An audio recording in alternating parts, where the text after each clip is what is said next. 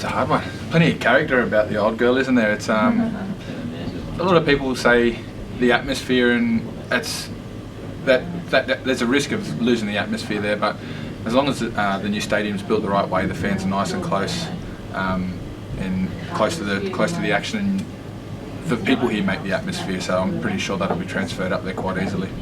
Yeah, I reckon the history with the jungle as well.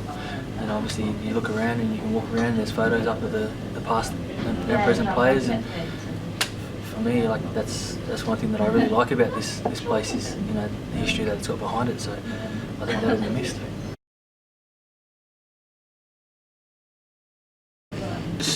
Stick with it. You might not. Well, personally, I was never the most skilled or fastest or strongest kid. I just knew I wanted to play professional sport, and I stuck with it and come out the other end. A lot of guys you see a lot of guys in the junior grades have a lot of talent, and they don't really kick on because they might have one setback or find other interests. But I think that's a big thing. If you really want it, you stick with it and you'll get there in the end. Yeah, never to give up. Obviously, like Millo just mentioned, you're going to have your ups and downs, on the journey. But I think if you got the right people around you and the people there to keep you on track, and you believe in yourself, I think that's a big thing as well. So like Millo said, working hard, and I think that's where belief comes from, is working really hard off the field and behind the scenes where not many people get to see. So if you do that, then you give yourself every opportunity. I think you'll be happy at the end of the day. It's we were actually talking about it today at training. The NRL is a lot more defence orientated, and here you do a lot more work on your attack and getting things right on that side of the game. But it's obviously a more attacking game over here. I've got friends who've come over here recently and they enjoy watching the games over here a lot more because there's a lot more excitement and that sort of stuff. You might get a lot more tighter games in the NRL because of the way they defend, but I think people enjoy the attacking flow and the way that the game's played over here. Yeah, I'd have to agree with Millo there. We spoke about it before, but our attack's probably one of our strengths too. So that's something that we work on a lot, and you can sort of see it out there on the pitch. So I'd have to say that's probably the only real difference is what the more focus is on during the game. But other than that, it's pretty much the same. Yeah. But sometimes I find it's probably even quicker here. Yeah.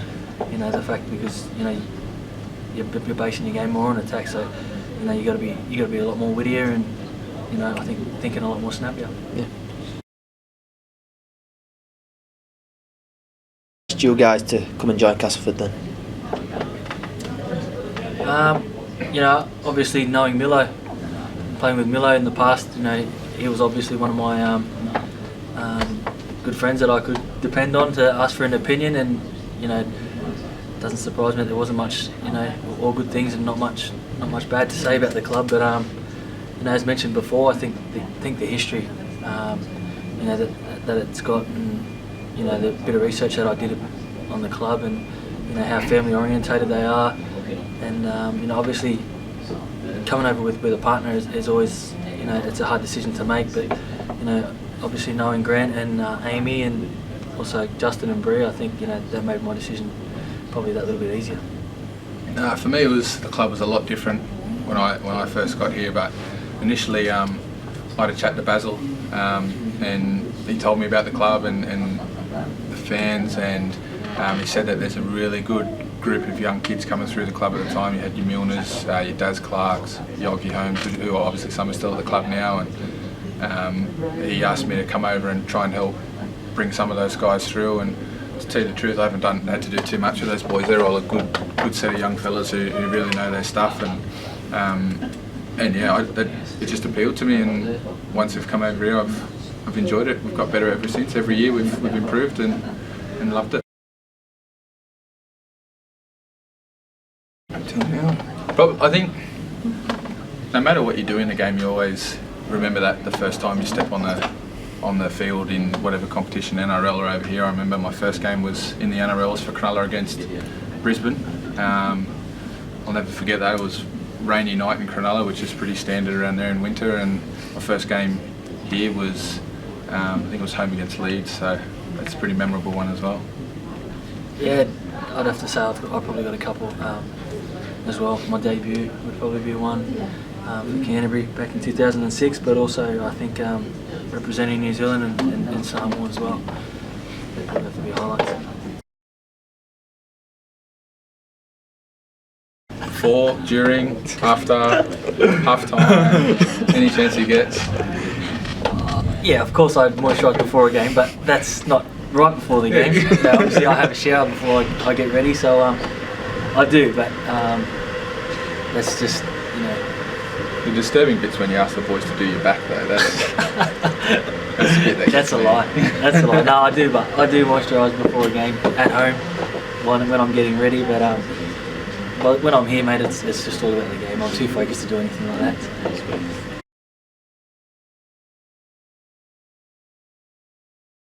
It's gonna be terrible. Spin round and face it if you want to get a better view. This.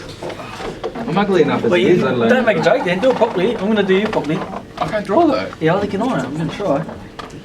Are you gonna start time or we just start drawing? You ready? Ready. 3, 2, 1, go.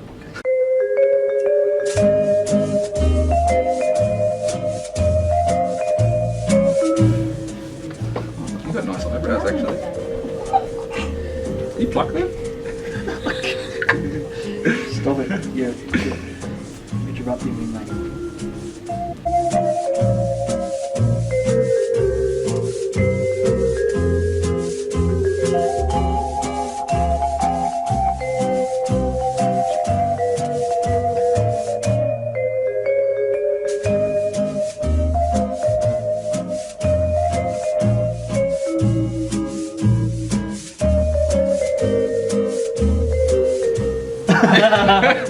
Do you want to show us, guys?